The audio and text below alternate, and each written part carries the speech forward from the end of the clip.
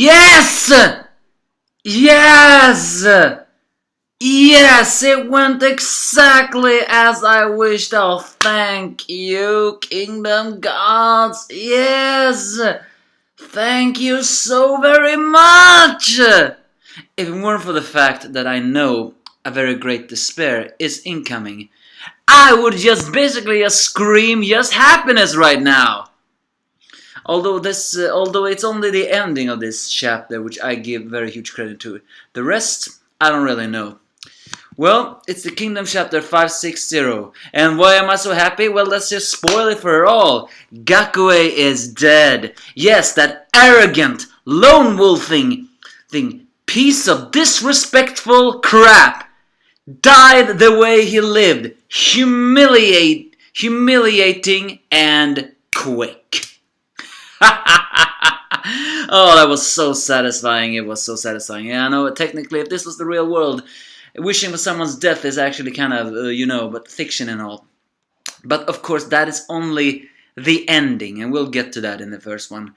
What happens in the meantime? Well, only despair, as the units of Akakin tries to flee. They are being pursued by Banjaji and Gyuyun, who fiercely pursues them as demons. But then Ohon appears and managed to do the Ryun and actually managed to briefly, I wouldn't say stun Gyuyun, but he managed to give one dent on him. And he even managed to block an attack made by Banjaji, although his horse did flee. I guess this is meant to foreshadow that this Queen Gen commanders are really evolving to a level where these legends will eventually die by their hands. It pisses me off that Ohon is the one to show this all, but hey, the ending made it all worth it. As as Ohon asks if Akko is still alive, we do not exactly know for sure, probably just barely. Even if he is alive, I doubt he will be able to lead the right army after this one. So unfortunately, the Akko, they are fleeing from this one will not be easy. Although all soldiers from the Akko army are heading away from the right, therefore the Ohon knows that the Banjaji and Gyuyun will get them, so they have overextended from the rest of their men after chasing us. And Akko army wants to cut off the heads of them by doing that. However, doing that is not exactly easy after all. So doing that, they will need to drive off these two ferocious beasts who pursues them without non-stopping. But the Gyuyun units will be sacrifices in order to, well, do all this, which Ohon do not seem to be very happy about. So Banjo says, so no. Ohon gives a message to Sorry, I stammer a little bit right now. To Kanju, is saying something like the Akko army is about to commence a large-scale withdrawal. Tell him to make sure he doesn't miss the chance to retreat together with the Hishin unit. As Karyu 10 sees the Akko army that begin to fall back, they begin to wonder if it happens. So immediately Karyu 10 sells a signal to make them to Kyoka to return, and then tells them left to keep the guard up. Once the Akko army is gone, they will be isolated and free armies will be heading right towards us. So they need to notify Shin too. But Shin has to take care of Gakue. As time runs out, Shin still hasn't moved toward Gakue. He's actually standing still persistently.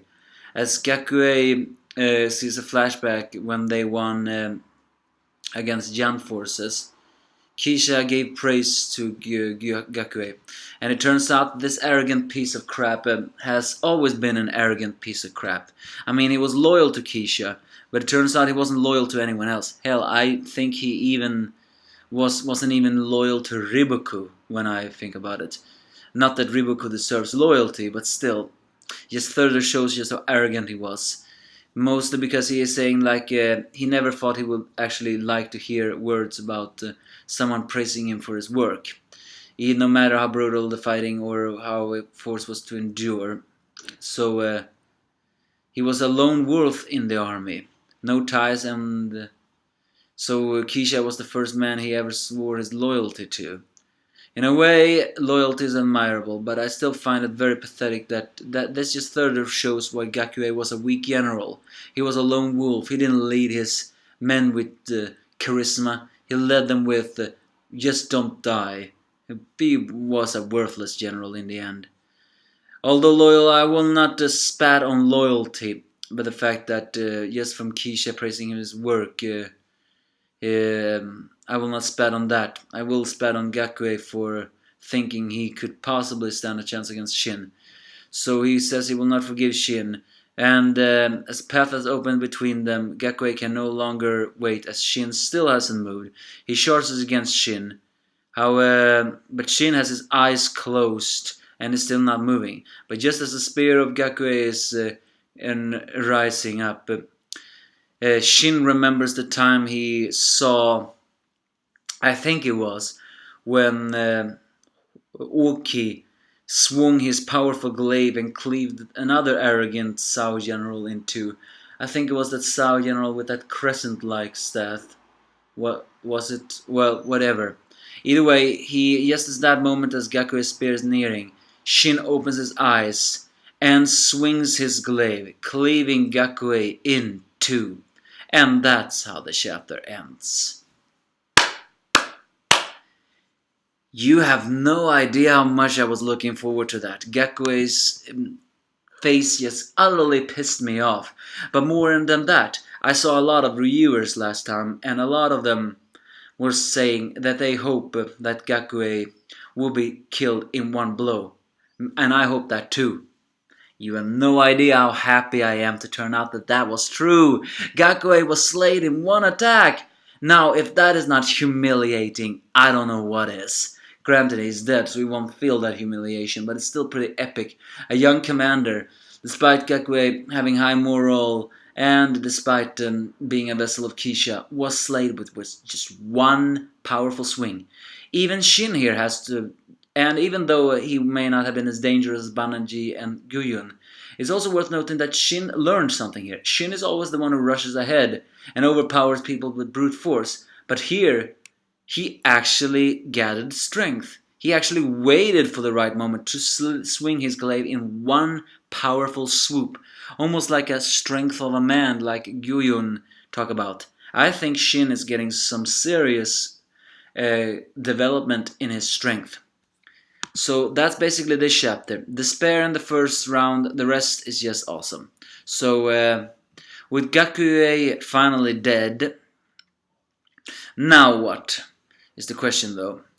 Will Shin need to get the word that they need to withdraw? Because this is a losing. They have won by slaying Gakue, but if anything else happens, then it will be despair.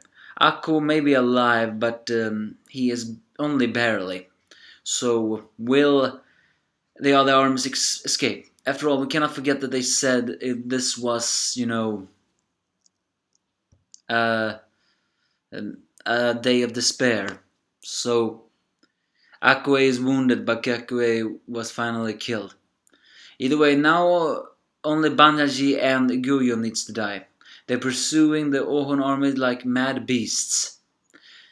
So, but with Akko out of the picture though, how will that happen? Who knows? Either way, this was so awesome to see Shin slaying Gakue with one attack. Don't you agree? Give me your thoughts if you have any.